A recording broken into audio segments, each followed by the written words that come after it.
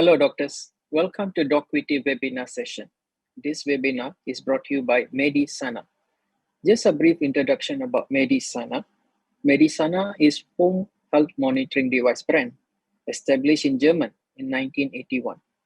Medisana set its footprint in Malaysia 10 years ago, providing reliable devices such as blood pressure monitor, pulse oximeter, and thermometer for healthy monitoring from home. Today, we have Dr. Wong who will be talking on healthy aging, taking control of healthy and happiness. Dr. Wong was a consultant interventional cardiologist and physician in Hospital Sedang, and he was the head of the cardiology unit in UPM. Currently, he works in High Hill Medical Center as consultant interventional cardiologist. His passion is in early disease detection and prevention.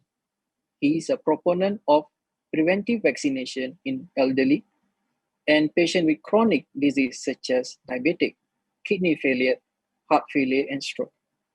He was the scientific chairman of the World Congress of Healthy Aging 2012, supported by WHO, the first of its kind incorporating mainstream and complementary medicine with the goal of holistic care. Currently, he is the EXCO member of Malaysian Healthy Aging Society, an NGO championing preventive health for elderly.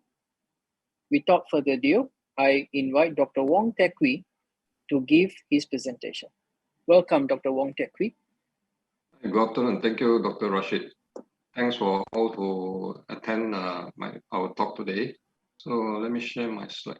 Okay, so I'm going to talk about healthy aging, and I need to declare my conflict of interest. I'm active in an NGO called Malaysia Healthy Aging Society, and also Tzu Chi Buddhist Foundation in the medical segment. I'm also a whole food plant-based advocate, and today's sharing is unconditional, even though it's sponsored by Medisana. My talk is not, there's no relationship to the product that they are selling. And my sharing is mainly based on evidence. And if there's no evidence, it will be on my experience. So the first question that you may ask, what is healthy aging? Healthy aging is not anti-aging. It has a similar theme called active aging, positive aging, and successful aging. Our society come up with this definition, which is written here. Healthy aging is a holistic approach in one's life course, encompassing physical, mental, spiritual, and social aspect from childhood through to the golden years, maintaining a good quality of life. So it's a aging from inner. It's not aesthetic medicine, where anti-aging is external beauty. So it's more from inner. So different organizations define it in a different way, but that's our definition from our society. So I want all of you to type in the chat box. There are so many organs in our body. Which one is the most important? So please spend 5 seconds to type on the chat box. What is the most important organ? So to start with this slide, I want to share a joke. In the past, there's a discussion among all the organs. And then every organ will boasting to say they are the most important. The brain say they are the most important. The brain, the lung, the heart, the kidney say they are the most important. But the organ that didn't talk much, which is the anus, when it shut down, everybody were not able to function properly. So after a few days, all the organs begged the anus to be released. So this is a joke. But I want to ask all of you, which one is the most important? Some people say the immune system is important during the pandemic. Some people say the heart is important. If your heart stops, then there's no more life. In my own opinion, I think the brain and the mind is the most important. So if I have a choice of having a stroke or a heart attack, I would choose to have a heart attack because that can be treated. But if you have a stroke, and if you are incapacitated, that will be very difficult to handle.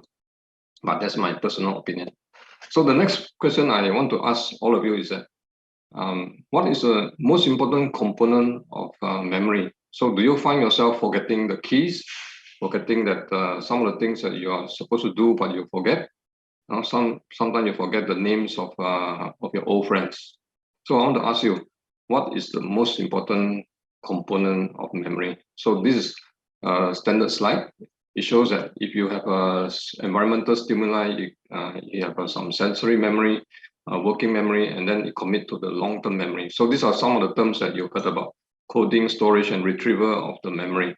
So for me, I think the most important component of memory is paying attention, focus, concentration, and awareness.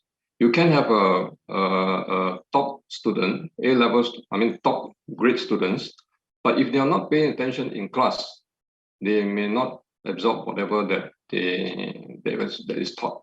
So paying attention is very, very important. So sometimes if you want to remember where you put your keys, just pay attention when you are putting your keys down in the location that you want. Let's say you put it on your drawer. So when you put your keys down, you just focus and pay attention that you are putting it there. So when you do that, the likelihood that you remember where you put the keys will be better. So attention and focus is a trick to for memory. So it's a function of the mind. So the next thing that I also want you to practice is that to be able to focus. And a lot of time we neglect this skill of paying attention. So here, I want all of you to practice this. Our life is one breath away. When we have no breath, we are not able to live like a normal person. So I want you to spend the next 1 minute, just 1 minute, with your eyes closed. Okay, all of you can get ready and start. With your eyes closed, for the next 1 minute, just pay 100% attention to the breath going in and going out, without your mind get distracted and thinking about other things. So it's a hyper focus for 1 minute. Just pay attention to the breath in and breath out. So okay, so with that, we'll start now. Okay, I'll give you 1 minute to with your eyes closed and pay attention to the breath. See how much attention you can pay to the breath. Start now.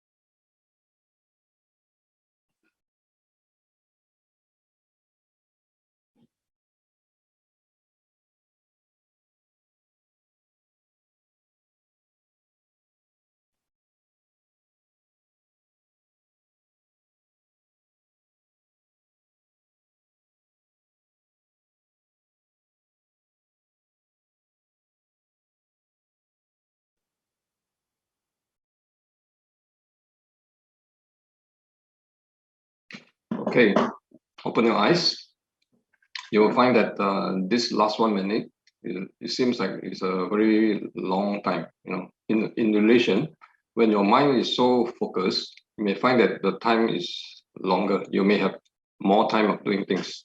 Some of you who are not able to focus, that's normal, because our mind is just like our muscle. So the more you practice, the better you are. And I encourage all of you to do that once in a while during the day, to train your mind. Also, you can go and for exercise, but you must also train your mind to be able to concentrate and focus. And many of my patients who are stressed and they come out with psychosomatic symptom like chest pain and breathlessness and all that. So after I do the test and I found that they had no serious problem, and most of the time they have stress or anxiety. So I teach them this method of breathing. So the breathing method is taking a deep breath in and breathing out. So the breathing out is to concentrate on the breathing out as long and slow as possible. So this method you can use for your patient who are very stressed. You said with your eyes closed, just focus on the breathing out. Breathing in doesn't matter, but the breathing out, it must be as slow and long as possible. So, so for yourself, you practice on the 1 minute 100% concentration. It's just like going for sport. There's this system called the HIIT, which is hyper intensity exercise. So this is similar to HIIT, but it's a mind HIIT where you are 100% concentrating on that particular activity that you are doing. Okay, next question I want to ask all of you. You can key in the chat box. How happy are you in general, overall? So from 1 to 10, 10 is super happy, 1 is not so happy. Actually, there's another grade which is negative, but we don't talk about negative. So some people are, instead of neutral, they are in the negative zone. So now I'm asking you a question about happiness. 10 is super happy, 1 is a little bit happy. I'm not talking about negativity. So spend the next 2-3 seconds keying in the chat box whether you are 10, 5, or 8. Okay, if you choose not to do it, it's fine. So happiness is one of the topics that we are going to talk about today. And I'm going to talk about some of the concepts and also important points. So I want to ask all of you, who is responsible for my own health and happiness? So sometimes I ask the audience, and many answers come back. And some people say, it's the family. You know, my wife is not taking care of me. My children are not taking care of me. Some people say they blame the government. You know, the government system is poor. They cannot. My health is bad because of that. Some blame the community, and sometimes they blame on the company that they are working in. So all these are potential contributor, but the most important person is you yourself, because you are the only one that can make a change to improve on your health and also your happiness. So that's the only thing that you can control. The rest you cannot control. You cannot control your wife, cannot control your children. So many times when I survey the audience and ask them, and some of them on my audience are general public, and ask them, when you are 70 years old, and some of them are the older generation, ask them, at 70 years old, what is important in your life? So can you put in a chat box? What is important in your life at 70 years old? I give you about 10 to 20 seconds to key in the chat box. When you're old, what is important?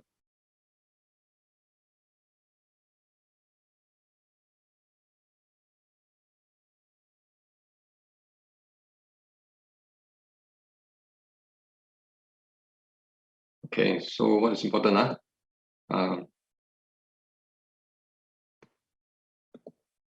So the importance is also correlate to the quality of life of the elderly when you're old. So these are the components. So a lot of people say health is important. If there's no health, I cannot be happy. And money is also important, financial independence, and social interaction with your spouse, with your family, with your relatives, and with your friends, and also with your co-workers. So all these are important, but one last thing that is also important is time. So some people, they work very hard, you know, they have health, they work very hard, but they have no time for themselves. When they have no time for themselves, they will get very stressed. So these are all important. So is it, if you have a lot of money, is good enough? Not really. You need to have a balance of all. Also, you can have health and money, but you have no family and friends to enjoy with you. It's also not good. So you have to look at the balance. But I want to share with you, there's another component that can overcome all this. What it means is that even if you have no health, no money, no friends, and no time, you can still be happy. So what is this component? So you think about it, there's an important factor that can overcome all these 4 traditional components, which I'm going to review later. So, I'm going to talk about health, money, and social interaction one by one. So in Malaysia, the causes of death you can see on the slide here: heart disease, pneumonia, stroke, cancer, diabetes, hypertension, kidney failure. These are all chronic diseases. So our health is important. We must try to control it. And there's many of these previously. There's a lot of non-communicative disease. It's still important in this pandemic. Even though there are many people died from COVID, but because of the pandemic, hospitals are filled up. There are many patients that are unable to go to hospital. They suffer from stroke and heart attack. So diabetes and high blood pressure is one of the major risk factors for cardiovascular disease. And the reading of patients' sugar, blood pressure, and some of this profile is important for the healthcare professional to monitor their disease. And patient routine monitoring at home is one of the key to empower the patient to manage their own health. So instead of passing the onus of care to the doctors, the patient should be empowered by monitoring their condition, managing their symptoms, and also measuring some of these vital signs they can do at home. So you can see here, many patients have diabetes, so must monitor their sugar. And many patients has high blood pressure, so monitor their blood pressure. And many patients with hypercholesterolemia, they should see their general practitioner regularly so that these risk factors can be controlled. So are we in good health? These are statistics in Malaysia. 1 in 5 say they are not good, and they've been sick in the last 2 weeks, 20% of them. And 9 in 100 has chronic bodily pain. So these are the issues in health. So if you have some health problem, that will irritate you and cause a lot of affliction, and you will suffer from this. So this is a component of happiness. Now we go to financial. So Malaysian, this is statistics from 2017, 2018. Last 3 years, I cannot find any of the statistics. And you can see that Malaysian B40 and M40, their income is only 2,800 and 6,500. Life expectancy about 72 and 77 for female. So with this type of income for the household, it's very difficult to survive in KL. So financial literacy is important. Today is not the setting for us to talk about financial literacy and teaching young children about financial health. So we'll skip that. And then the social interaction. Many studies have found that extreme loneliness is worse than obesity. And these are studies in US, and they found that many Americans say that they feel lonely, they feel left out more than 50%, and 43% of seniors feel lonely on a regular basis. And 45% of this lonely patient has increased risk of mortality. And if you smoke 15 cigarettes, I mean, if you're lonely, it's equivalent to smoking 15 cigarettes a day. So loneliness is as bad as some of these chronic diseases that you have seen. So why is loneliness important? Because if you're not lonely, you are more motivated, and your family or friends can monitor your condition and make sure that you are well, and they can send you to hospital and see the doctors earlier. So these are some of the problems with social isolation. 22% of adults in US have this problem, and 58% of them have mental issue because of loneliness. You can see on the slide yourself. So loneliness is a problem. Okay, so back to the large circle.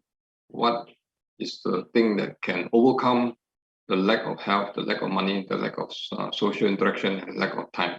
So I'm going to review it soon. So we must have a balance, equilibrium, because you must have all of the components together. You don't have to be super rich, you don't have to be super healthy, and you don't have to have so many friends. It must be a real friends, not the social media friends. You just have a balance of each one, then you can maintain this joy and happiness. So I just want to share with you a story of a real person who is in Taiwan. He's a 31 years old construction worker. He has an accident where one wall fell down and make him tetraplegic. So he's totally paralyzed. So he can only talk and also eat. The rest he has to take care of himself. So his wife, taking care of him after a few months, become so stressed and left the family. So he only had a 4-year-old daughter and a father of 60 years old to take care of him. So if you are him, he has no health, he also has no money, but he has a lot of time. But the reason why he can maintain his sanity is because of the social connection with his father and also the daughter. So the daughter has lost the mom because the mom have left. The only dependent that she has is the father and also the grandfather. So at 4 years old, this daughter tell his father, he said, "You don't worry, father, I will take care of you for my whole life. I make sure that you are well."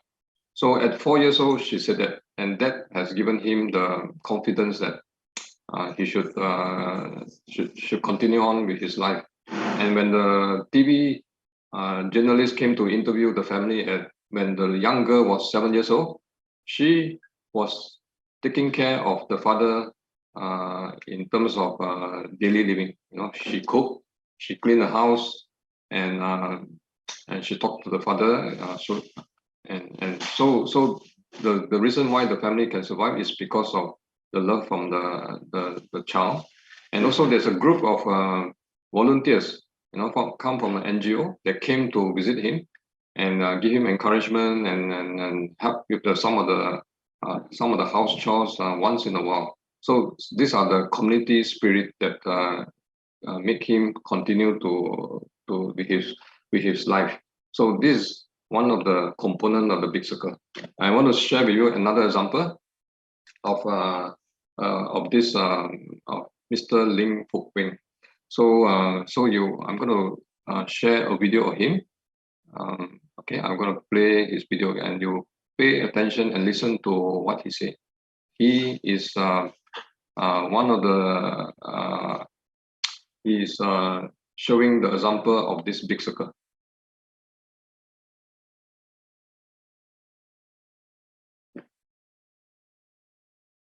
I hope the students was taking advantage and learning from my body. If they make a mistake through it, don't worry about it. I don't feel any more pain. Just redo again until you can perfect it so that you won't make the same mistake on a living thing. So make sure that every time when you make an incision or cut on my body, don't ever worry that I'll be painful, and don't ever worry that I will have any grudge on you, because I'm not around anymore. So just make the full use of my body. I hope that you will learn better from there. So I would like to congratulate you, whoever have done on my body, that you will learn more and then keep all the knowledge and make sure it stays in your mind every time. And remember me when you do the same operation on the same spots on your future patients.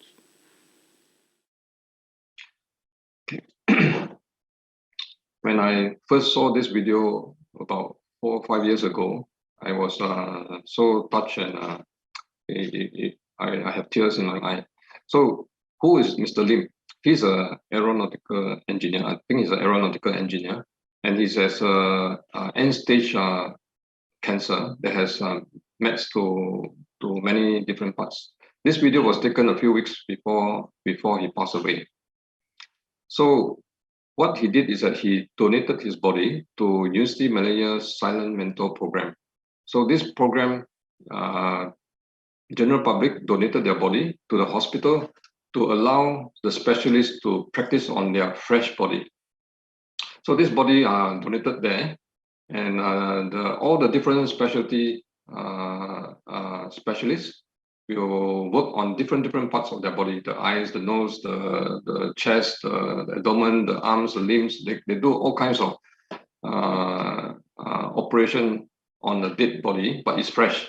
So it contributed to a lot of learning of specialists who practice on their body.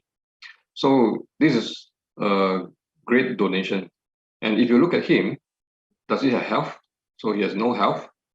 Money is not important to him. He has no time, but he has a lot of family support. And you can see from his eyes, he's not sad, he's not angry, and he has a lot of joy because of this donation of his body.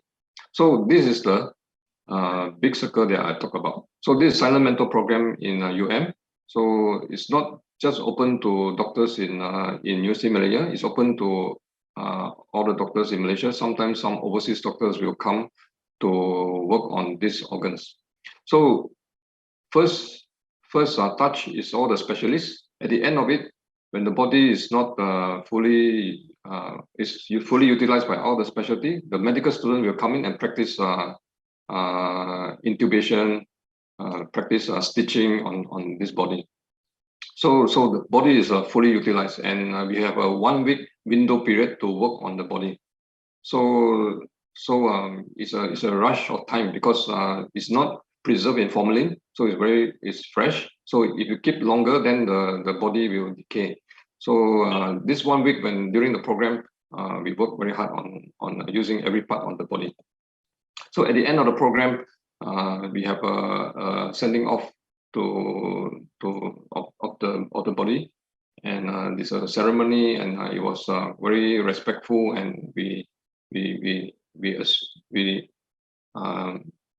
take them as a mentor. Their body is a teaching teacher for the students and the specialists. So what is the big circle? First is self is a spirituality, learning, feeling gratitude, filial piety. Others are altruism, moral practice of loving kindness, compassion, justice for other human beings and animals, and giving love, money, physical body, like the silent mentor, giving your time, giving your effort, and respect for others, kind words for others, smiling and care and concern for others, like volunteerism and also charity. So these are the things that can overcome the 4 traditional components of healthy aging. So I also want to highlight to you, if you have time, you can read up about Ikigai. So many studies on longevity, and they study the Okinawans who can live to 90 to 100 years old. So there are 4 components of concept of Ikigai. So Ikigai means what? In simple is that every morning when we wake up, there must be a purpose of you waking up for the day. If you wake up and you don't know what you want to do, and you become so no goal, then your life will be tough for the Japanese. So for them, these are the 4 components. So you must do things that you love, you do things that you are good at, you do things that, if possible, the things that you do, be paid for. And the things that you do are what the world needs. So as doctors, we are in the position that have these all 4 components. If you love what you are doing, so you love to be a doctor, you are good at doing it, and the world also needs you, and you also can be paid for. So we are in the ideal position. So you can take a snapshot of this, but I want you all to look at this 4 quadrant. So 4 quadrant, I just mentioned one of them. This quadrant means that you can be paid for, and the world needs you, and you are good at, but you have no love to it. So when you have no love, you feel comfortable earning money, but you feel empty. So ideally, you should have 4 components. So back to the same principle of balance, you must try to have balance. Okay, so I will proceed and talk about some of these examples. I have these 2 families, one from German and one from Ecuador. So if you look at them, do you think that their lifestyle is good? So this family from German, you can see that their diet is very different. So there's a lot of processed food, a small component of natural vegetables. So diet is important. Second thing is that they also drink a lot of alcohol and a lot of this preserved meat. Third is that you look at their body size, they are obese. And then in the modern world with lights, most of the time they will sleep sleep very late. So these are not healthy lifestyle. And then the next one, this family from Ecuador, you can see that the amount of money they spend is only $31 in a week. The other one is $500 in a week. So amount of money they spend is much more, but this in certain interpretation, for me, I think this is a healthy food. Some may say this is not healthy food. So I will elaborate further. So this is a natural non-processed food. It's very good.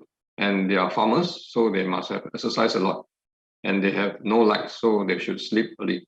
But what I want you to notice on their face, look at their face compared to this one. This shows a lot of happiness. So it doesn't have to, you don't need to have a lot of money to have the happiness. Okay, so lifestyle means diet, exercise, sleep, stress, emotion, and social harmony, and also caring society, spirituality, and health literacy. So today's talk, I cannot talk about all the different components. I will focus on diet because, in my opinion, it has the strongest effect. So do you know that there's a drug that can control, prevent, and also suspend all these conditions, all these chronic diseases like cancer, heart disease, multiple sclerosis, autoimmune disease, Alzheimer, and all that? So there is such a drug, and I'm going to review it later. So before I go further, I want to show you this study that is maybe will give you some trigger. So I want to ask all of you here. There are two types of food here. One is balanced diet. You can see veggie and meat and eggs and maybe dairy product. The other one is totally plant-based. If I tell you that this food is totally organic, there's nothing chemical in it, and it's grown with totally organic, which one is healthier? So I give you 5 seconds to put it in the chat box. Is it the plant-based better or the paleo diet better? These are all organic. So which one is healthier for you? So spend 2 seconds to key in on the chat box. So some of you will say the plant-based, some will say most people will say this is healthier. Assuming that it's organic.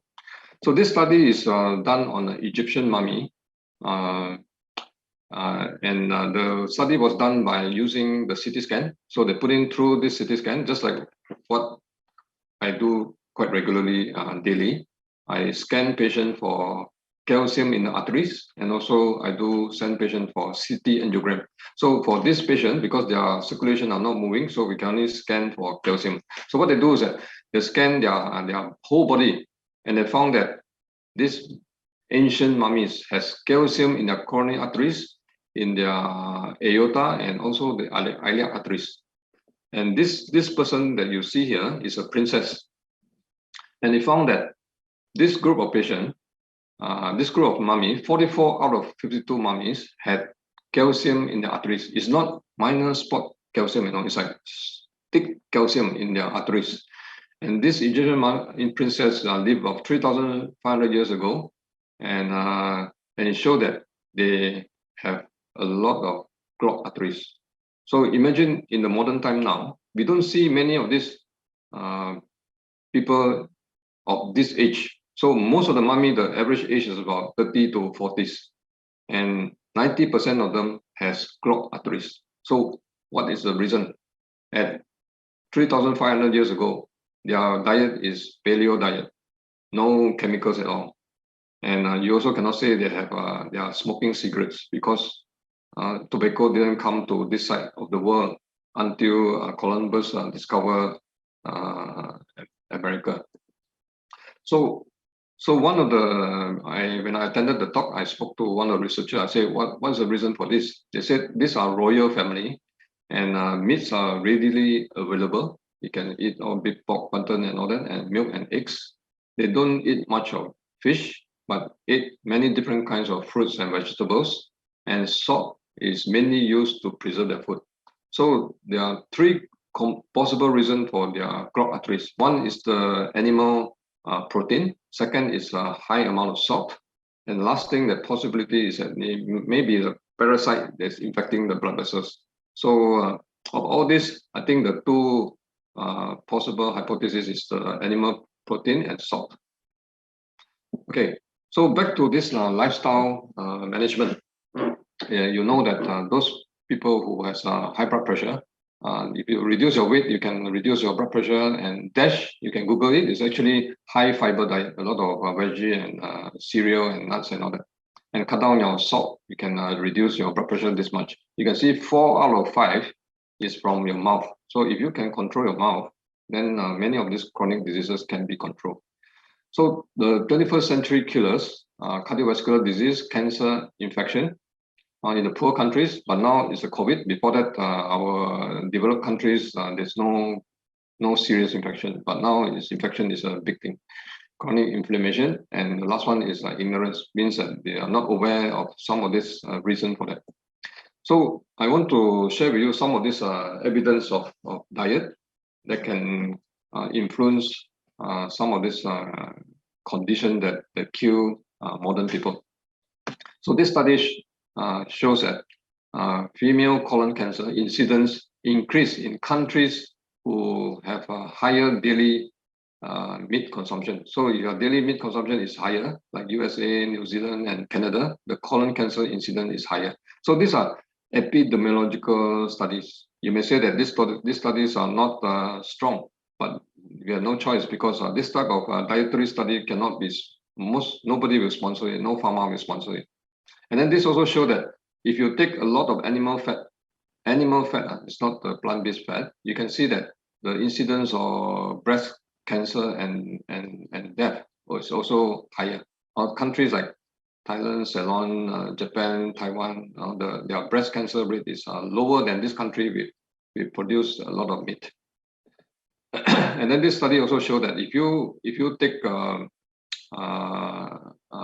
milk protein compared to gluten protein, and also lower milk protein. So this is a rat studies. So some of you may say we are not rats, but this is just an indication that if you give them a lot of milk protein, their tumor growth is higher.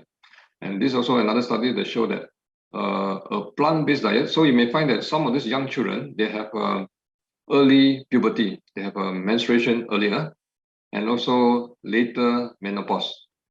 But if you take plant-based diet, they have a later menarche and also earlier menopause. So you may say that I don't want to have an earlier menopause. So this is not good, because of your hormone finish earlier. So, but in another way, the female hormone exposure is it increases the risk of female hormone dependent organs like the breast, ovaries, and also uterus. So the plant-based diet will give you less female hormone exposure and less lifetime chance of breast cancer. So you can see the studies down here. If you want to study, you want to learn more, you can take a snapshot and read it. And then this one also show that this is an epidemiological study and show that countries with high cow's milk consumption has more type 1 diabetes. Why is that so? So the theory behind it, hypothesis, is that the cow's milk can cause inflammation. When it cause inflammation, it can trigger type 1 diabetes. And then another study that show that if you take a lot of animal protein, so you see this vegetable to animal protein, you get more hip fracture. So a bit odd.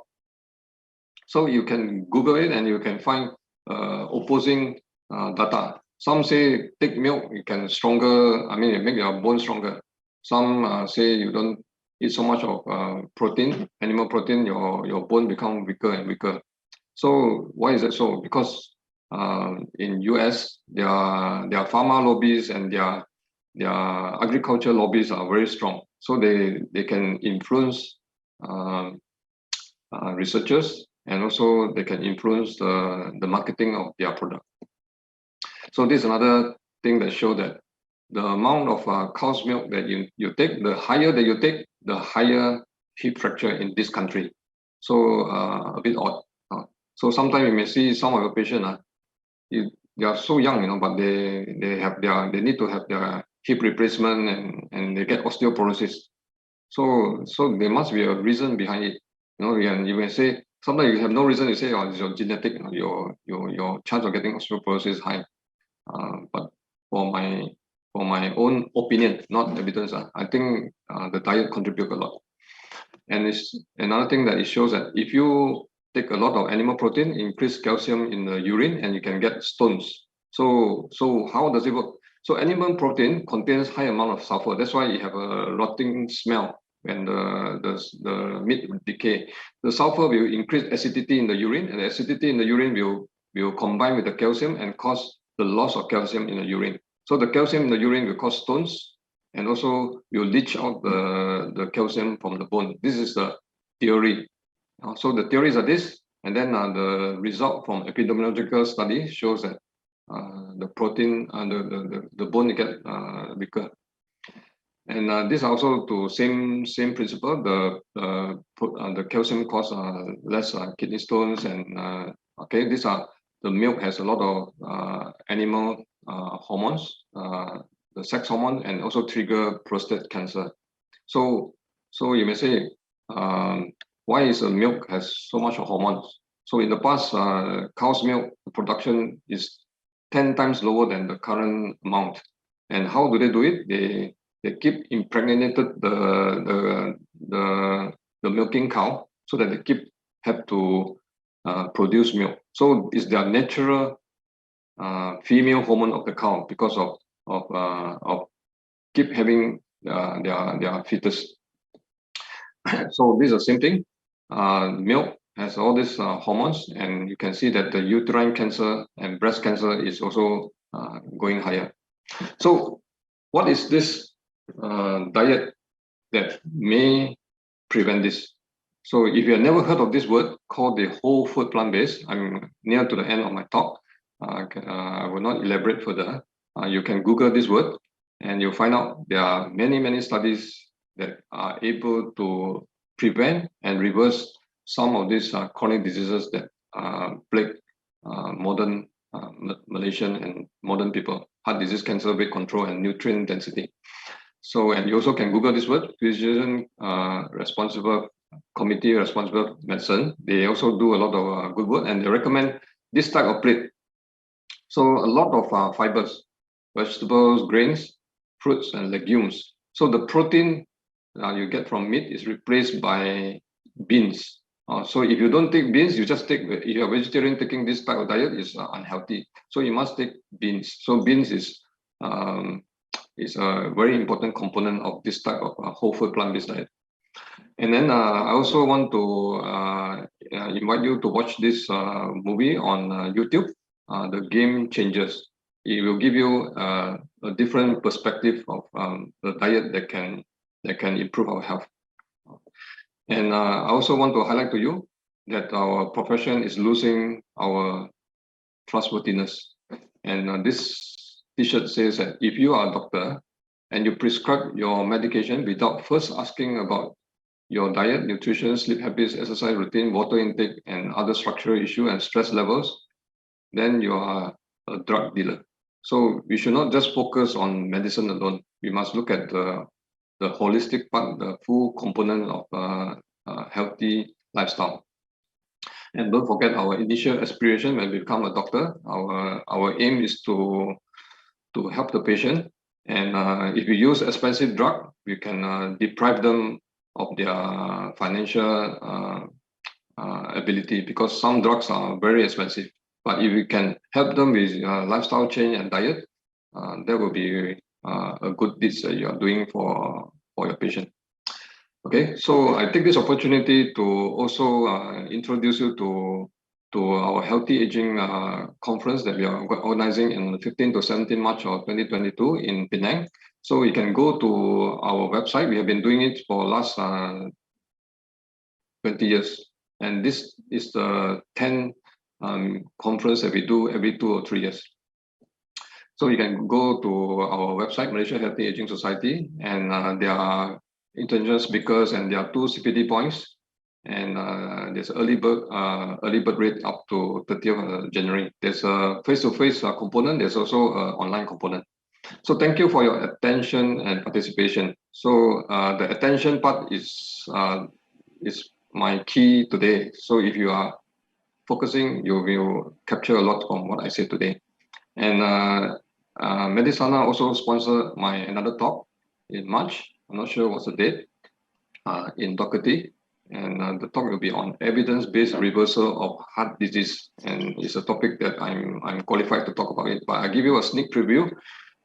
We cannot do studies on diet, but in Malaysia, we have in our NGO, we have done one program, and there are 1,600 patients, and we can, in 21 days, we are able to reduce weight in 66%. The total cholesterol can come down by 98%, 93% without using drugs, just using diet.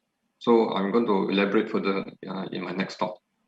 And I also want to show you this slide where I think I'm qualified to talk about it. Okay, with that, I thank you for your attention. That's the end of my talk.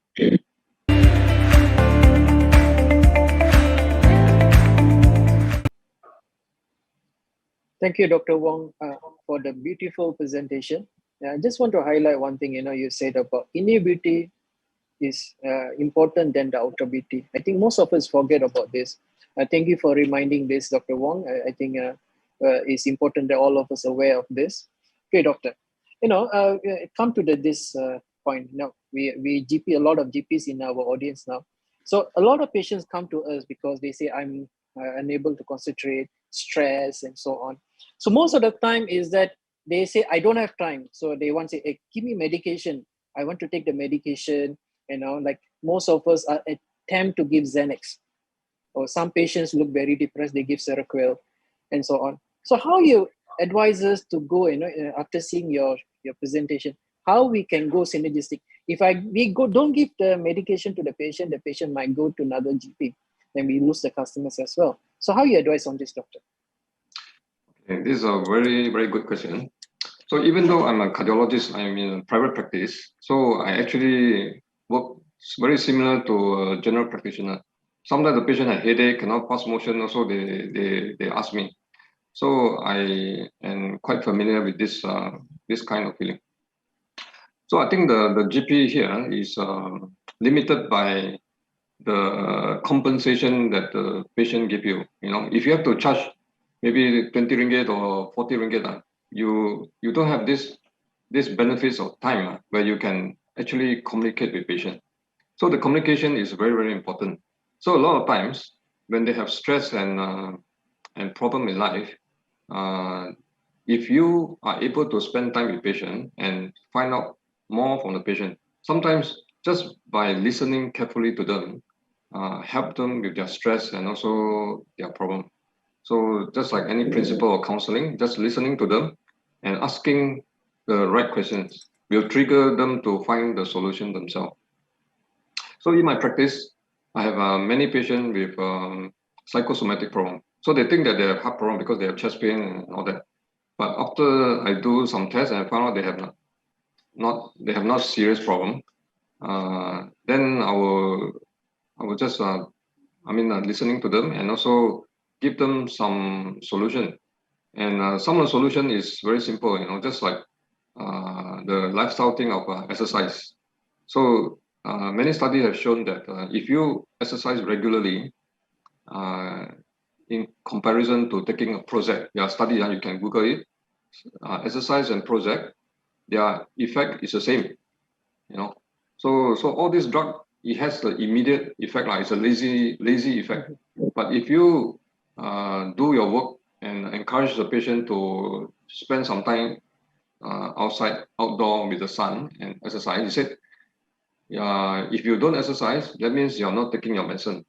And if you tell them this type of information, they'll be very grateful to you, because most patients don't want to take medicine. It's a very rare, super stressed patient, they have to take medicine. So I said, you will say, I will give you the medicine, but the studies show that if you exercise regularly, is as good as the medicine that I give you, then you try to do it because the exercise is your medicine. And by doing so, your patient will be more appreciative of you because you are working, you are really a professional. You know, you give them the option of non-medication. So I think this will not cause you to lose patient. For me, I have very busy practice because I do talk to patient, but I'm not as busy as the GP because I spend about half an hour with patient. If I have more patient, then I stop them from coming. But for GP, because of this monetary limitation, you have to see many patients. You know, 5 minutes, not much you can gain out of it. Yeah. Okay, doctor. So again, the other way also true. Like some patient come with palpitation, we brush off, said, "Hey, it's nothing lah. I think it's your stress." You know. So most of the time, these patients also, you know, when we say, "Okay, you have to do breathing therapy, you have to do this, you have to do that," you know, I think it's stress based on this. But again, the patient also don't want to listen to us. You know, like, you know, "Oh, yeah, how long you want to give me this therapy?" You think, you know, what kind of minimal investigation, like, you know, when the patient comes with stress and so on. Some patients, it might be because of organ involved, you know, like patient having some stroke in the brain or something. So do you recommend in any point of time, okay, look, after this, you have to do some investigation or something like that? Yeah. I think again, the GP are disadvantaged because the expectation of the patient don't want to pay you a lot, you know. So you cannot do much. You can only based on your clinical skill. But I think the minimum that you should do is a basic blood test once a year. So checking a kidney, liver, cholesterol, sugar, you should do once a year. Like you should encourage them. And then if they don't want to do, that's their choice. And then maybe ECG a few times. I mean, at least once a year, and X-ray. So these are the minimum that you should do. For us, we have the ability to do tests, you know, because when they come to see us, they expect that they have to pay money, and then they are willing to do tests. So you are actually quite limited. And sometimes clinical skill are not so accurate, you know.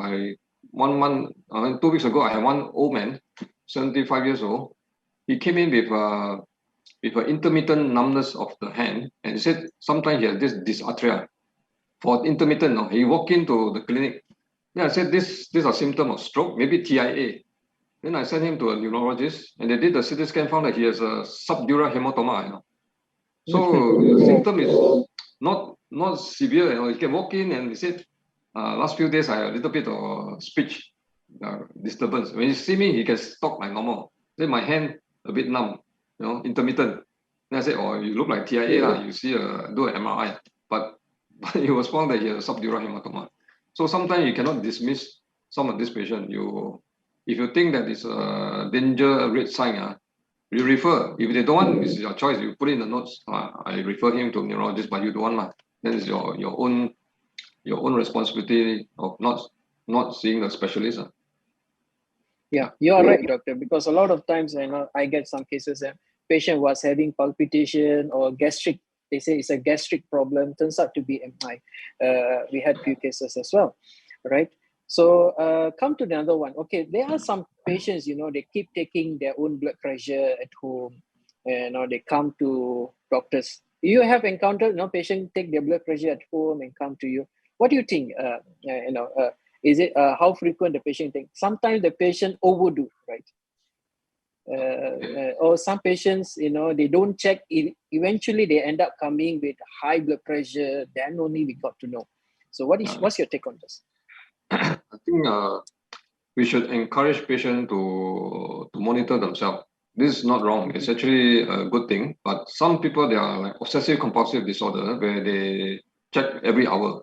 Those are the out of norm one. But as doctors, we will be able to detect this type of patient. They will have other behavior like keep washing their hands and keep checking things and all that. But majority of patients are not like that. But if they are monitoring their blood pressure and sugar, we should encourage them. They say this is a good behavior.